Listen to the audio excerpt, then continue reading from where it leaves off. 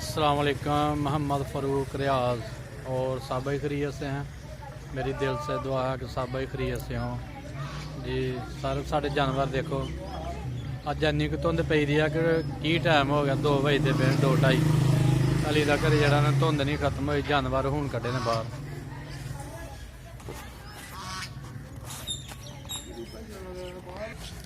जी। Sir तुम देख सकते हो कि किन्नी क धुंध पई दी है। अड्डे दे विच है ना, ते ठंड भी बहुत ज़्यादा, हवा वगदी पई है जी। सर देखो कि अड्डे दे विच भी धुंध है।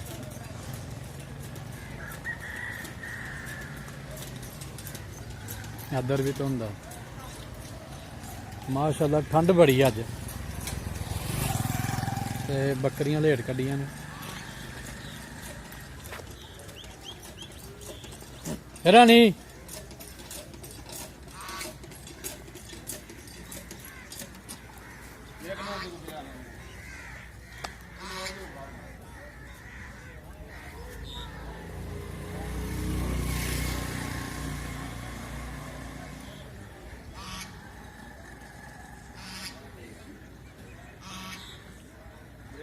ढाई किलो लून भी लगे 2.5 किलो का।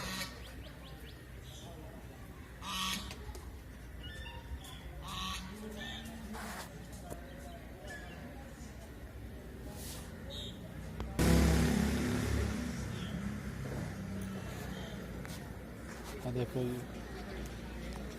की टाइम हो गया तो हली भी बकरियां ठंड लगती है। यह माल जरा बड़ा नाजुक होंगे। माशाअल्लाह सारा 2 पट्ठा सोने वालियां ने। रानी भी सोने वाली है, बोबो भी सोने वाली है। ना ने इन्हां दे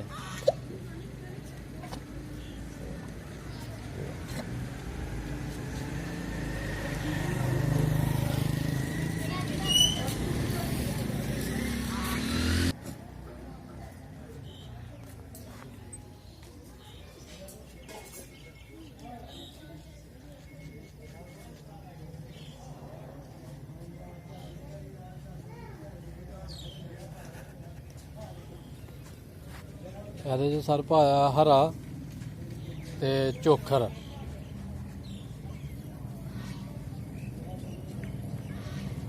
ਹੁਣ ਠਹਿਰ ਕੇ ਫਿਰ ਪੱਠੇ ਪਾਵਾਂਗੇ इंशाअल्लाह। ਤੇ ਸਾਡੀਆਂ ਬੱਕਰੀਆਂ ਚੈੱਕ ਕਰੋ ਸਰ, माशाअल्लाह नस्ली जानवर रखे दे ने।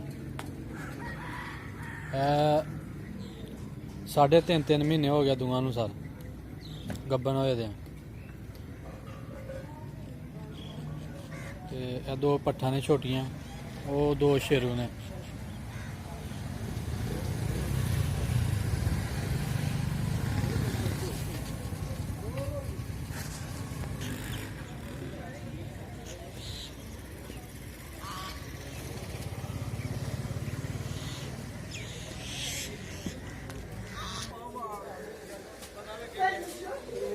ਲੋ ਸਰ ਹੁਣ ਜਾਨਵਰਾਂ ਨੂੰ ਗੁੜ ਪਾਉਣ ਲੱਗੇ ਆ।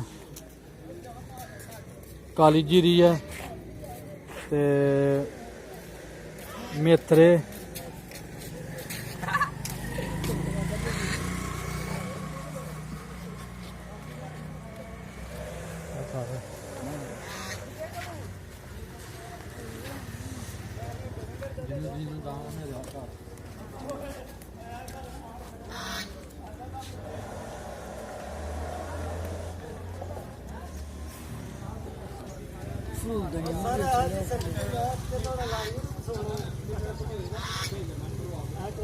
देख लीजिए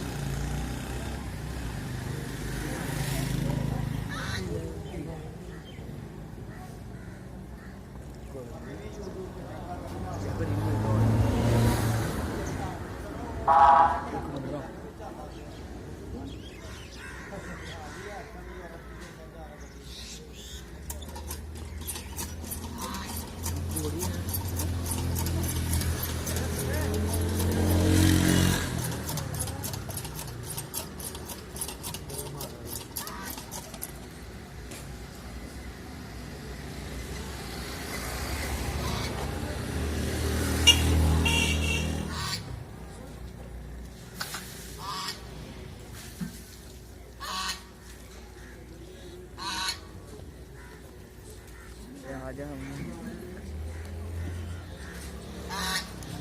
खान खिलाएंगे। आज हम गुड़ वो तेरे रखे हुए हैं ना कुछ उन्नी फ्रिज खुली है।